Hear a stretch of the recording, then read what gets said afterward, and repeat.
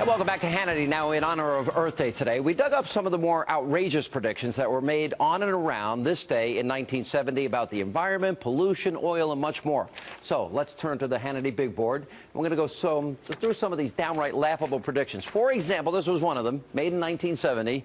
Civilization will end within 15 or 30 years unless immediate action is taken against the problems facing mankind. True or false? That would be false. Prediction number one. And by the way, the source there, George Wald, Harvard biologist, one of the experts that they're probably quoting today on the issue of climate change and global warming. As we move on, prediction number two, we've got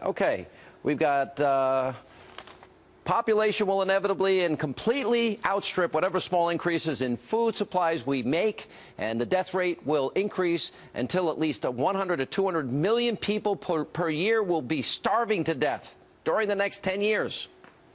False. Number two, as we move on, this one. In a decade, urban dwellers will have to wear gas masks to survive air pollution. By 1985, air pollution will have reduced the amount of sunlight reaching the Earth by 1/2. Life magazine. False. Ding. And moving on. Air pollution is certainly going to take hundreds of thousands of lives in the next few years alone. Stanford University biologist, probably a smart guy, right? No, not that smart. Wrong, false. And our final one we have tonight. By the year 2000, if present trends continue, we will be using up crude oil at such a rate that there won't be any more crude oil.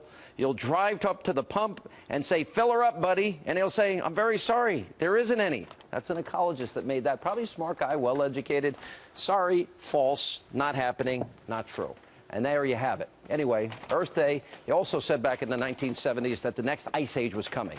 Here with reaction, Fox News contributors DeRoy Murdoch and, of course, the host of The Five, of which I will be a participating member on Thursday, and I'm really excited about it. I am so excited. I'm really happy. Are we going to do our dog thing?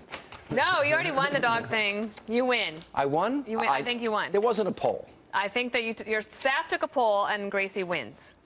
Oh, How about boy. double or nothing? I love your dog, Jasper, though. I love dogs altogether. I lost the poll against my assistant. Bailey won that one, so I don't always win. All right, so you see these quotes, you see these predictions, and then I hear the predictions about global warming today. They're not true either, but a lot of people believe them. What do we do? Well, hyperbole doesn't get you to progress, necessarily, and I think America has so much to be proud of for what we have done in the last 40 years. And a lot of that is because we, one, were made aware of the issues, but also we had the economic growth on our side to be able to address some of them. There is no question that our air is cleaner, our water is cleaner. We take better care of all sorts of different things when it comes to wetlands in particular, our oceans, our beaches. So I think that there has been some benefit to the alarmism that happened early on, but now we know so much more and we cooperate so much better that America has a lot to be proud of. All right, so civilization hasn't gone away. People are not starving to death. There's always people that are poor. We've had those problems throughout the many centuries of mankind on this earth. We're not wearing gas masks. Pollution is not killing people, and we still have more oil, more energy than we ever dreamed that we'd have, especially with new technology, hydrofracking, horizontal drilling, etc. They're so wrong then. Are they as wrong in what they're saying today about global warming? You opened with an Elton John song earlier. It reminds me of another Elton John song, which is "We're Still Standing." Yeah. There have been people, naysayers, and sort of people predicting catastrophe for centuries. I mean, back about 1800, English economist Thomas Malthus said, "Well, we just don't have the food to feed the population. We're all going to be starving soon."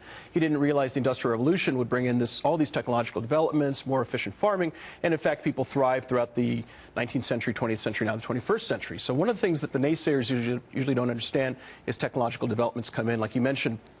Fracking of natural gas. I believe next year we're going to be the #1 producer of natural gas in the world. Absolutely. Who saw that? I mean, we're turning into By the way, sort of our own Saudi Arabia. A tiny smidgen Small of resources. And here in New York State, we're not allowed to touch it. It's like a museum. All of upstate New York, you can't drill anywhere.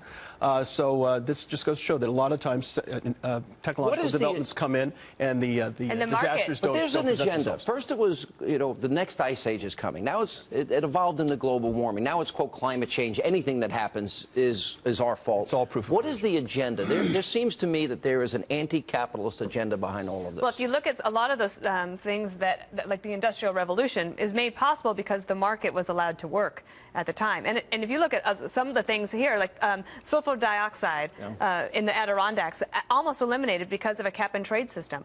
That cap-and-trade system worked because there was technology available to be able to strip out the SOx from the pollutants. That doesn't exist for climate change. It doesn't exist for CO2 yet. Now, maybe we could get there sometime, but there are billions of dollars being spent to try to find that, and it's as elusive as a unicorn.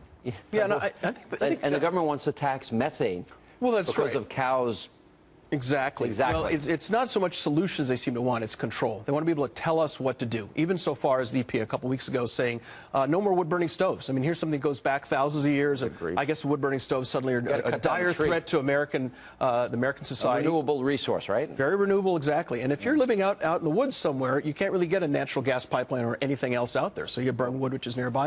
That's too much for the EPA. All right. I get to see you guys and my friends on the 5 on Thursday. I'm looking forward to it. Okay, so is it going to be great? What, are you going to I'm really excited. Are you going to have a one more thing? I'm going to have. You have to have a one more thing. You know, you have to come with a good one. It better be great. Yeah, I have till Thursday. Pressure is on. Pressure's on. I better not tank the #1 show. I can't tank it. You know. I'm excited. It's only one day though, so you're safe well, all the other days. We'll see how you do. We might have you back. It's a really tough show though. Oh boy. Okay, coming up next.